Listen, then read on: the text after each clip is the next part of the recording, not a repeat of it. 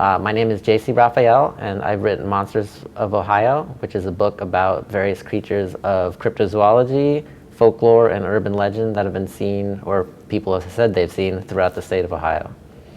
Cryptozoology is the study of hidden or unknown animals, probably the best known examples of which would be the abominable snowman, Loch Ness Monster, Bigfoot, that sort of thing. Cryptozoologists will point out, though, that every animal, or just about every animal, was unknown at some point, and it took someone to discover it.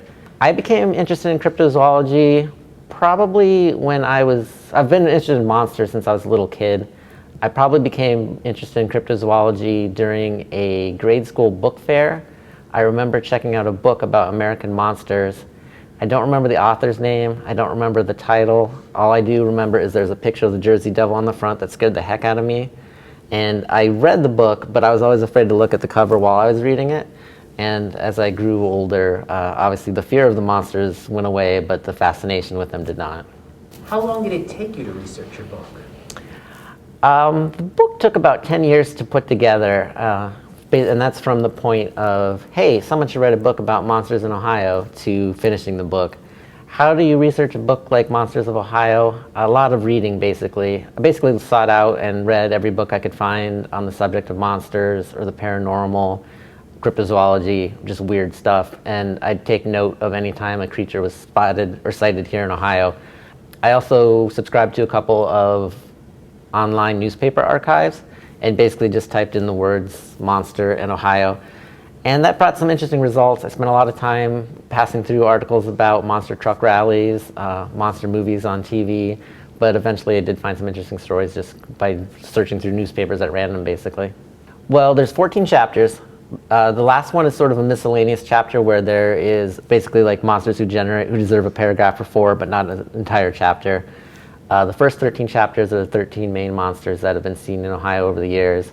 They include some pretty well-known monsters like the Lake Erie Monster, the Loveland Frogs, and Mothman. There's also some, if we take it for granted that Bigfoot is real, there's some examples of Bigfoot individuals of that particular species, like the Grassman, Orange Eyes, and Big Head. And then there's also a couple of fairly obscure local legends, like the Crosswick Monster, the Peninsula Python, and the Defiance Wolfman. Pardon me, did I hear you correctly when you said the CrossFit Monster? Crosswick Monster? Crosswick, not CrossFit, which would be a lot scarier probably.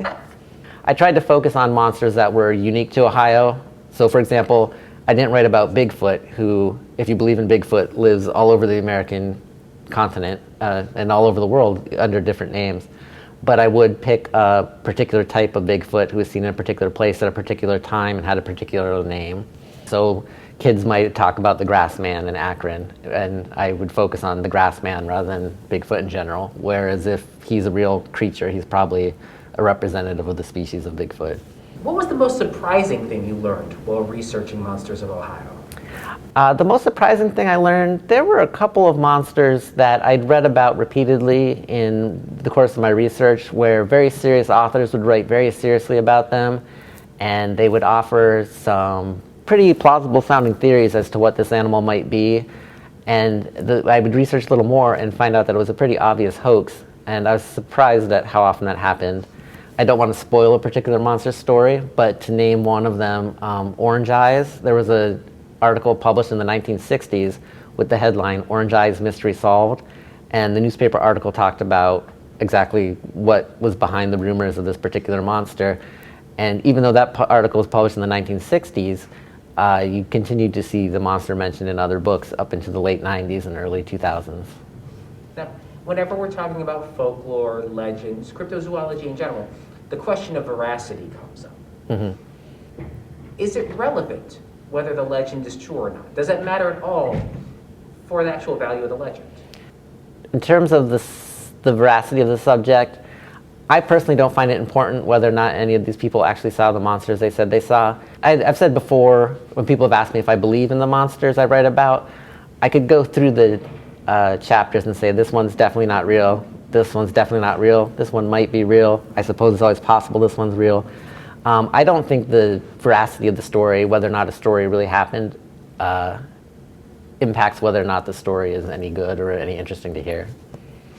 and certainly worth repeating if it's a good story. Why are folklore and legends still important to us? Why are folklore and legends still important to us?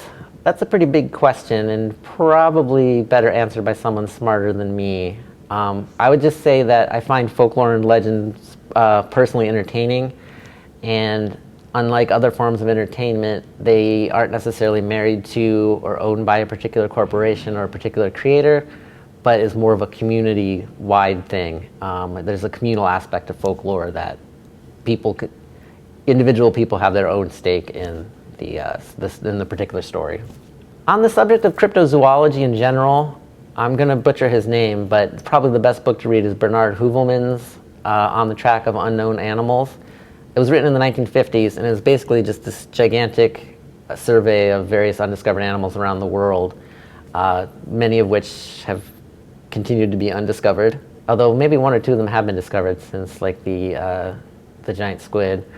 In terms of cryptozoology, monsters, weird stuff in general, I'd recommend anything by the writers Lauren Coleman, Linda S. Godfrey, and the late John Keel. And if you want weird stuff about Ohio, the best book would be to read Monsters of Ohio by J.C. Raphael. But next to that, I think James Renner wrote a pretty good book called It Came from Ohio, and he covers some of the same monsters I do, but he also gets into other weird stuff like UFOs and ghosts and such like. You can buy Monsters of Ohio anywhere books are sold. If they don't happen to have it on the bookshelf of your local bookstore, you can ask them and they can order a copy for it, or you can order a copy for yourself through my website, which is very easy to remember, monstersofohio.com.